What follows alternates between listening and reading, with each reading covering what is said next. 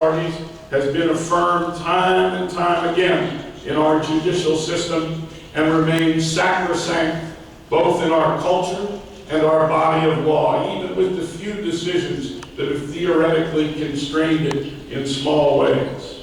But not libel or the rights of privacy or national security claims falsely invoked have been held by our federal courts to overwhelm those rights of the press and free speech and free expression. During the Menem years in Argentina in the 90s, I was asked by the news magazine Noticias to come to Buenos Aires and write about what it believed was the unscrupulous and sometimes undemocratic policies of the country's president, especially aided by a compliant judiciary. I said I wouldn't do it. It would be presumptuous for me to come to a country I really didn't know, but I would come there and study the press and how it was functioning in regard to the Menem presidency and the Argentine judiciary. And some of those thoughts, what I wrote for Noticias, inform my thoughts today about democracy and the press in Latin America.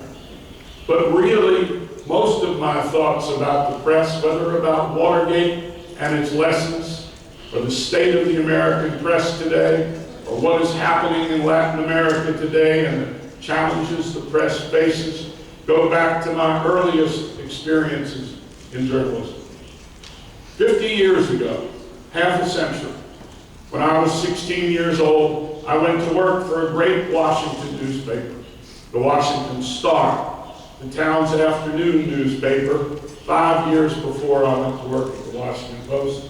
And I learned at that Washington Star newspaper what has been the underpinning of my work and belief since, that two notions inform what we journalists ought to do. First, that the press exists for the public good, not just to make money or to entertain. Second, that our primary function is to give our readers and our viewers the best obtainable version of the truth. And I'm going to come back to that phrase a few times today because I think it's really at the heart of who we are and what we aspire to. The best obtainable version of the truth. A very simple concept and very difficult to accomplish, and requiring a commitment by reporters and editors and publishers and media executives that is in short supply today.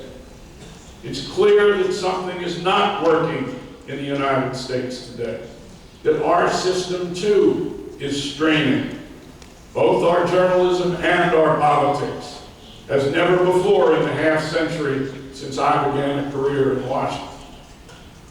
Why?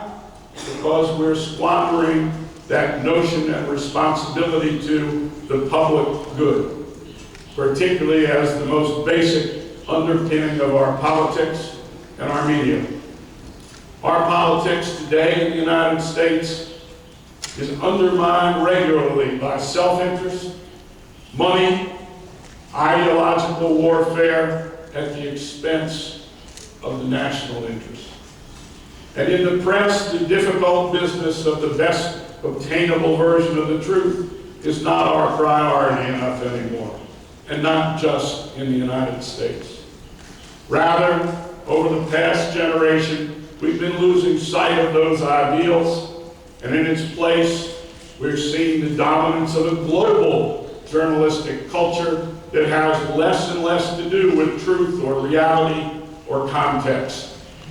Increasingly, the picture of our societies as rendered in our media, especially in the Americas and in Europe, is illusionary and delusionary. Disfigured, unreal, out of touch with truth too often, disconnected from the true context of our lives. It's disfigured by celebrity worship, by gossip, by sensationalism, by denial of our society's real condition, by manufactured controversy,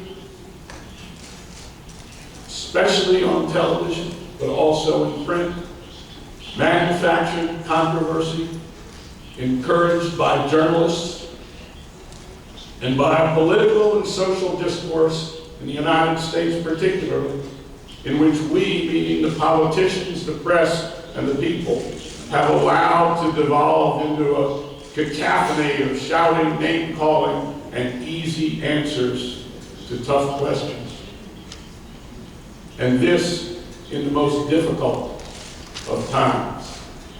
The United States for a generation has been undergoing a kind of political and cultural warfare as bitter as any that has divided us since the American Civil War. One of the great questions of the 21st century is whether we in the so-called civilized world can restore our mission in the press, the best attainable version of the truth, intertwined with this primary responsibility to the public good, no matter what the financial or profit-making pressures, political pressures, ideological pressures, or cultural pressures from readers and viewers. And as we have seen from these brave journalists here today, it requires extraordinary courage. We in journalism must encourage a new culture of responsibility in the press in this age of the internet and huge technological and cultural change. Otherwise, we won't be taken seriously, and we won't deserve to be when we address the important questions raised as we have today about freedom of expression. If we misuse freedom, as we often do, this extraordinary freedom that your justice has just so eloquently spoken of, as we have in the United States, if we misuse that freedom, we serve the interests of tyrants and demagogues and ignorance and tyranny, whether it's Chavez in Venezuela or Berlusconi in Italy. I'm